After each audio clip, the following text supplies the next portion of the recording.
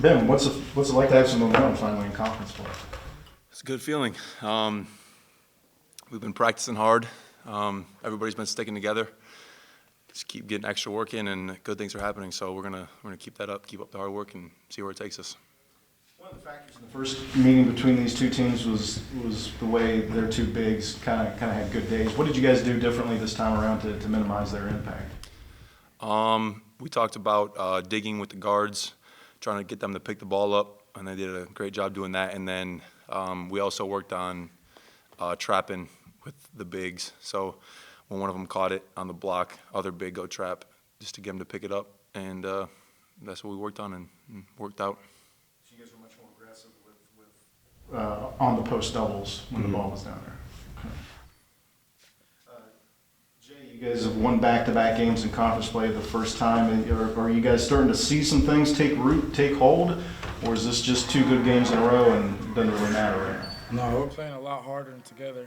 I don't know how many shot clock violations or kills they had in the first half, but our defensive ball pressure and togetherness was, I think it was great. Jason, has that been the biggest difference maker in winning these back-to-back games and finally getting some momentum? Is just the energy level that we were talking about after the last game? Oh yeah, for sure. And it starts on defense. I don't know how much they scored tonight, 55, and Miami scored about 46. If we can hold teams under 60, we have a good chance to win every night. And you guys were rolling with pretty small lineup, all things considered. You spent a lot of time at the five, and usually positionless basketball these days. But kind of just talk about that small lineup and how effective it really was. How effective did it feel? It's something that we've been doing a little bit more lately, just getting a lot of guys back healthy. But I think it just opens up the floor on offense for us. Just gives better driving lanes for Jay and some of the guys. And then also it lets us come out there and pressure the ball with a bunch of good perimeter defenders. Obviously, Miles just gets out there and just gets after it. So him and Lundo and Jay. And so, yeah, it's been nice to get the small ball lineup going a little bit. Well, do you feel like it opens things up for you, not only commanding the offense, but dishing it out and stuff like that? Oh yeah, for sure. It's all five shooters, and I think really it's on defense. Like you get Miles and London, like he said. Those guys are just two stoppers, and like we press, we get after on defense, get a lot of easy buckets in transition. As you guys go down the stretch, do you kind of feel like the small ball lineup can really be a strength for you guys against other teams? Oh, for sure. With our shooting, being able to switch on defense, yeah, I think it would be huge for us. Jay, we saw the press again. When did that discussion happen with Coach about if you guys wanted to press to start this game? This one was later than last time. It was like 5 minutes before tip-off. We were all in the locker room, and the energy was there again, so we rolled with it again. How much do you guys take pride in your defensive identity? You guys have kind of shut teams down for the most part in the last couple weeks.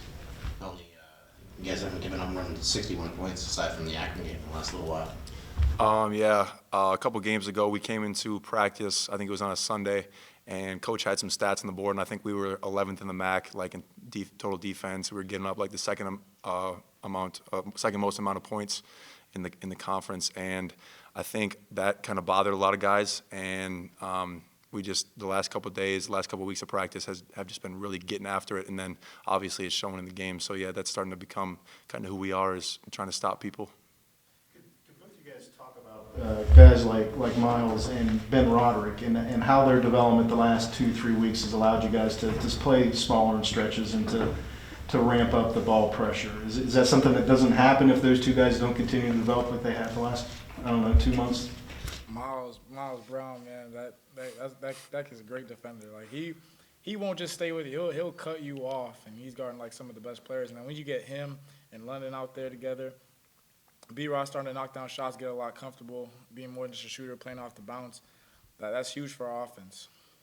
Any thoughts there, Ben, about how some of those young guys have allowed you to do a different lineup and change some things, tempo, defense, all that kind of stuff? I think another thing that goes along with that is just with the young guys getting comfortable out there is our ability for like me and Jay and JD to get a couple minutes off in the first half, start of the second half. So having those guys come off the bench with just great energy in these last couple games has been huge. I know Jay has put on a couple 40-minute games, and I think he probably appreciates those little breaks. But yeah, just the energy coming off the bench has been phenomenal. And then also during the game, the energy from the bench, just them talking to us, it's been really good.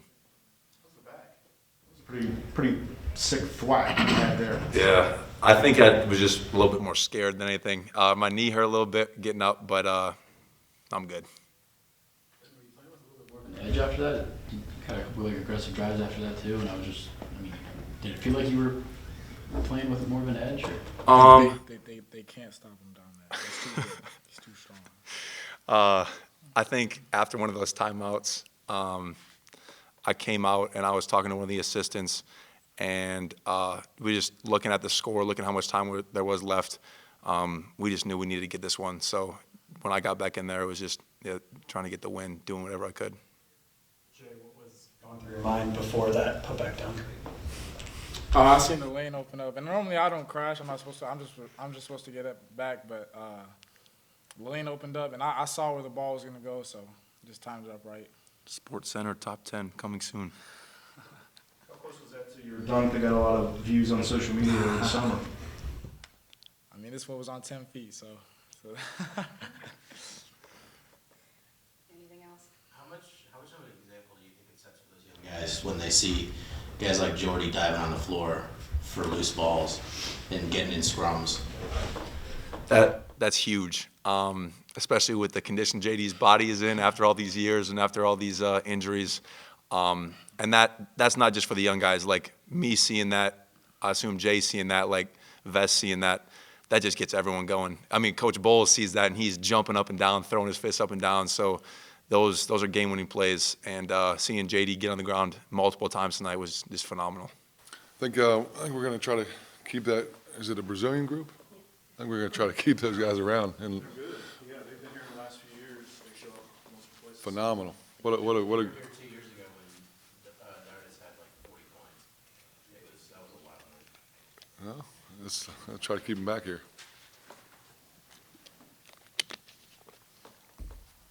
Did you want to do your opening thought thing? Yeah, I can do that. I think, number one, I thought our guys played with great intensity, great effort level. I thought defensively we were their aggressor, and I think that's why we won the game. Going 5 for 21 from 3, and I think we started out, free throws maybe 2 for 6 or something like that. 3 for 8. Shots weren't falling, and when that happens, you got to defend and rebound. And I thought our ball pressure was phenomenal. I thought our press, killed the clock. I thought our post double teams, took them out of what they did in game 1 and in the last couple games. And a big key coming in was not fouling them, putting them on the free throw line, and that's a huge part of their offense. They put a lot of pressure on you driving the basketball, throwing the ball into the post, and I thought our guys carried the game plan out to a T.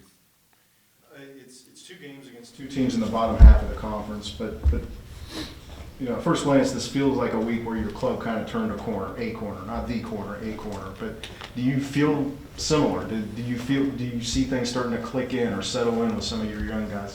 Did this week feel like, all right, we're on track? We're getting better, and I think that's what you want to do this time of year. You want to continue to get better. And like I said, we were a different team when we played them game 1.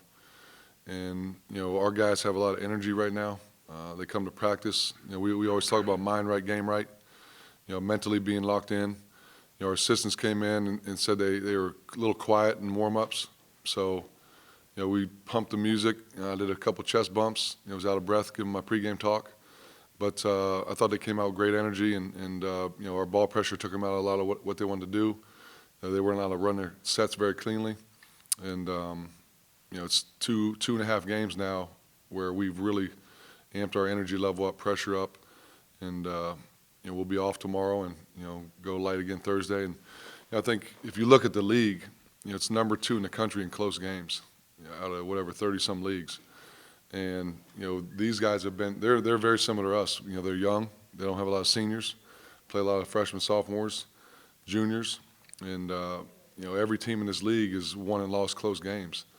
And I told our guys, we got a lot of teams ahead of us that we still have to play. Buffalo, Kent, Akron, a couple times. So, come in with a one-game mentality like we have been, and control what we can control. You've been able to get great mileage of late out of your small lineup. Does that happen anyway, or is that only because guys like Miles Brown and even Ben Roderick have shown a jump in energy, defensive intensity? Yeah, I think both. When you play a small lineup, you got to have some toughness to you. You got to block out. You're going to play bigger guys, and Ben Roderick did that both against Miami and tonight. And Miles is one of our best, if not our best, on-ball defender. He's tough to get around. He's quick laterally, and like any freshman, there's a growth process. And those guys were both a little frustrated because they both had injuries, November and December, and I think they're both playing with a lot of confidence right now. Did Jason Preston come to you 5 minutes before the game and tell you to play press again? He actually did. And, he went around the room, hey, do you want to play it? Yep. Do you want to play it? Yep. You want to play it? Yep. I said, all right, we're playing it. And, I think, those guys, when you give them some ownership like that, and see it come to fruition, like I want that. I want our guys, like we talked about last game, recommending stuff. Because, like I said, they see the game differently. They're out there. And if that gets them going, right, from an energy standpoint, and they want to do it, let's do it. Was the bye week the reason why we keep talking about how there's more energy guys are, diving for balls, there's just a higher level of intensity. Is the bye week the reason why that happened, just from having that day off? I mean, or is there another reason or another moment that you could point to be like, this is when that energy level, I know it sounds cliche, but that's when it started to pick up? That was the Dairy Queen after the Ball State game. We took our guys to Dairy Queen after the Ball State game. Guys are smiling. It's like we lost a tough game. We didn't play great. And, perspective. And, we had great kids. They work hard. They're great teammates. They love each other. And when you're going through a losing streak the way we've lost, you can be hard on yourself. And, my job as the head coach is try to get the energy level, the mood changed. And I decided we need to go to Dairy Queen. And I think it was more for me than them. But and the 2 days off really helped us. The Sunday, Monday days off really helped us. And then even coming into this game, we played a great game Saturday against Miami. We did nothing physical on Sunday. This time of year is dog days of the season. It's a long year. Everyone in the country is banged up. And, right now it's about fresh minds and fresh legs. And I think that's what we have. Is that the first time you've taken the team to Dairy Queen this season? Yeah. I wanted to do it on Saturday, but, these guys had their families and girlfriends. But, yeah. What was your order? I got the largest Reese's Peanut Butter Cup Blizzard that they had. Circling back to the small ball lineup, it certainly has opened up a lot of things offensively because you have three guys on the floor that can both shoot and play within the paint, and all five are shooters. Just kind of elaborate more on what that does offensively. Yeah, number one, the spacing is really good. When you go 5 out, the whole lane's open. And when you move the defense around, it's harder to set your defense. And, a lot of times 5 men who are guarding Ben Vanderplas aren't used to guarding on the perimeter. And they might go for a shot fake or a jab where they're off balance. Now he can get around them. Now that creates the help from, somebody else. And when you got Ben Roderick out there, Miles out there, Jordan Dardis out there, London, JP, it opens things up where you're getting open looks. And it's almost like, I don't know, a relief pitcher or a little change of pace. Instead of throwing fastball, you're throwing a slider or a knuckleball. Just changing things up to try to create some offense, try to create some movement. Maybe get them in foul trouble, maybe change the way they play. Is that a system that you feel like gives you guys an advantage as you head down the stretch? Is that something that you feel more comfortable implementing earlier on in the game? Yeah, definitely. And we did it against Northern Illinois. It's really probably the first time we did it. And that was an effective lineup for us. And, when you go small like that, like I said, you got to play tough. You got 5 guys got to rebound the basketball. You got to play with a little edge to you because you're giving up something to get something. Microeconomics, first thing you learn. Opportunity cost. BVP talked about how about 2 weeks ago the coaches went to the team and talked about how they were ranked 11th in the MAC in defense in a bunch of categories. What was kind of behind going to the team with those numbers, and were there any philosophical changes that you made during that meeting? Yeah, we were 284th in efficiency in KenPom and 11th in the MAC, and you're not winning anything, not guarding, not rebounding, not doing, because our offense wasn't what it should have been or what it needed to be to win those games. You're not outscoring people, and in order to get to where we want, that had to change. And I think the biggest thing started with the ball pressure, and getting in our gaps, and it started with Jason Preston and Ben Vanderplas. You got two of your best players, when they come into practice and start holding guys accountable, and holding themselves accountable, and making sure guys are talking, making sure guys are where they're supposed to be. That's what you want, and that happened about 2 weeks ago. Could you tell us about Jason Preston's dunk there? Is that commonplace in practice? Is that a rarity? How often do you see him explode up through the rim like that on that kind of It's a court? rarity. I mean, he's got a 44-inch vertical, and through the Myrtle Beach, a lot of NBA guys were calling me like, "Hey, how athletic is he?" And they were shocked to hear that. But he can do that a lot. And I think going forward, I think he'll try to do it. But we need to try to get that on the Sports Center top 10 because I love a good dunk. I've never had a dunk in my career in college, so I love a really good dunk, and that was a great dunk. Coach, what do you think has led to some of the slow starts on offense? I think in the last 3 games, you guys haven't broken into double digits until after 10 minutes has gone by. What do you think kind of factors into that? Yeah, I think we missed some shots, that we were wide open or layups. I'd have to take a really strong look at it. A lot of times the first 4 to 6, 8 minutes of the game, defenses are amped up. They know how you're going to guard. They know what you're going to run, especially in the league. When you play teams the second time, and I don't think it's really hurt us, in a sense that we got a big deficit, but obviously you'd love to play, from ahead. And I think we lost the first 2 wars, and then we won the last 3 going into the second half. And I don't know if we lost another one, the rest of the way. Is there anything specific, part of that earlier in the year was a run with 8 minutes to go in the half that kind of cost you some games. Tonight you were down 16-9 with 9 minutes left in the half. Scored the 8 in a row really quick and flipped the game. Anything specific going to that little sequence there? Well, I think our press, we got some turnovers and some easy runouts. And, that was one thing. If you go, past the Ball State game before, we weren't getting a good transition push. And a lot of times, everyone just, we use Jason Preston so much and depend on him so much, everyone's looking for him. As opposed to now, whoever gets it, hey, let's start the break. And I think Miles Brown's been a big part of that. He's another guy who can handle the basketball. He's quick, can get into the lane. And, the last 2 games, we've gotten, some transition buckets off of our press and, off of our defense. Coach, what do you think it says to the rest of your team when they see the lone senior diving on the floor for loose balls and picking off passes? Yeah, that was huge. And there was one that we didn't get that I was very upset about. And they got it and laid it in. And those are game-winning plays. Those are momentum changers. Those are extra possessions. Those are the difference of winning and losing.